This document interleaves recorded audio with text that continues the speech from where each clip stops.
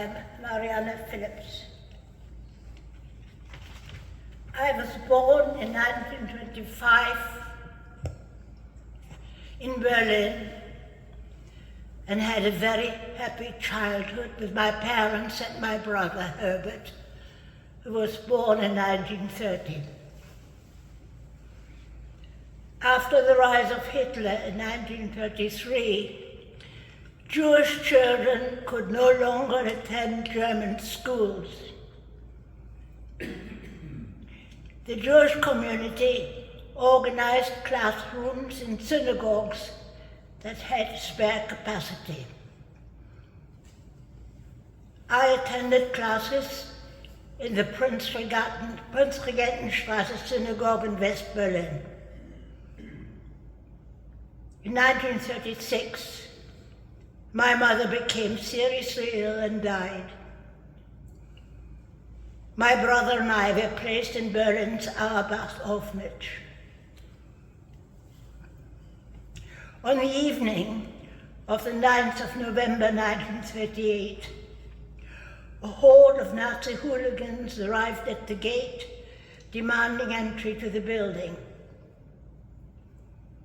The non-Jewish caretaker handed them the keys and then left in a hurry. The orphanage consisted of two separate buildings that were joined at the center, one for the boys and one for the girls. The boys' building contained a prayer room, which the Nazi hooligans destroyed completely. The girls knew nothing about the attack until the following morning on November the 10th. On the top floor was our synagogue, which they attacked, and they destroyed everything within it. Finally, they tried to set it alight, but its timber was so old and solid that it barely smoldered and was doused by our staff after they had left. Proud of their handiwork and thinking they had destroyed yet another synagogue, they called into the local police station, threw the keys on the desk, and boasted of their night's venture. The station sergeant, who had known us for many years, hurried across to help, but found everything under control by our staff. Our little synagogue escaped destruction, but the fate of the one in the Prinzregentenstraße was dire.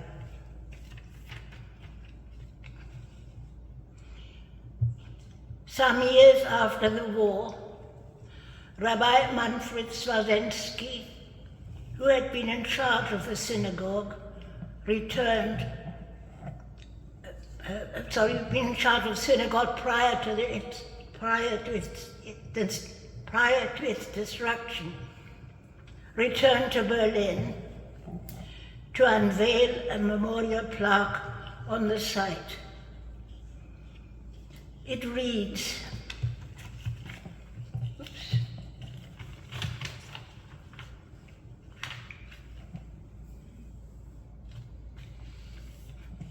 Here once stood Wilmersdorf Synagogue, built between 1928 and 1930, inaugurated on the 16th of September 1930. It was the last synagogue to be built in Germany. It was set on fire, destroyed by National Socialists on the 9th of November 1938, the night of the pogrom. It not only shattered glass, but also our dreams and hopes of being able to lead a secure life in our home country. After Kristallnacht, all Jewish buildings, including my school, were closed, and that was the end of my formal education. Also after Kristallnacht, every Jewish parent in Germany and Austria tried to get their children out of the country. And my aunt left no stone unturned until she succeeded in finding accommodation for her 2 children. Her boy Hans was taken with a group of other 14, 15-year-olds to England to be trained by the Art Organization as engineers. Ilse, her daughter, was accepted by the Quakers, who played a very large part in finding homes in Britain for Jewish children. And she found a home in Didsbury with a teacher. The administration of the Kinderports had come of age, and the process was now organized. The idea that you could just arrive in England and find a home was not sustainable. To be granted a place, you had to have a family willing to take you in and be prepared to live £50 as a guarantee bond with an official body should you ever need assistance. My aunt received another offer, and as her children had been accommodated, it was given to me. This time a nanny was needed for a 5-year-old child in a small village outside Wincanton on the Somerset-Dorset border. And I had a fortnight to prepare for my departure.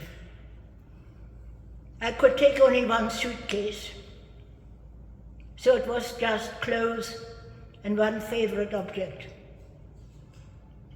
Departure time was at 8 a.m. on the 1st of August 1939 from one of Berlin's largest stations.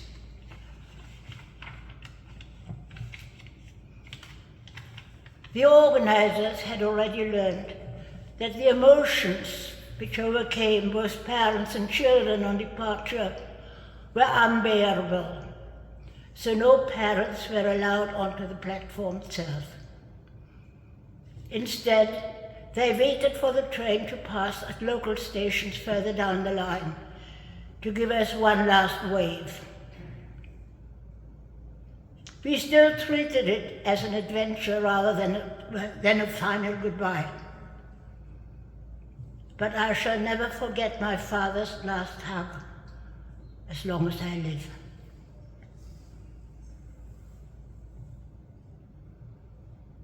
The postscript in my book reads as follows. This is my voice, my life.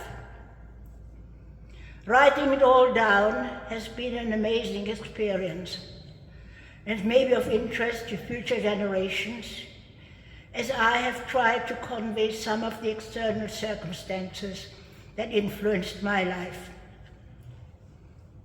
Recalling each episode made me realize how many people were involved in making me who I am. But more importantly, how my faith has seen me through it all. Yesterday has gone, today is here, and tomorrow may come. You always looked towards the future.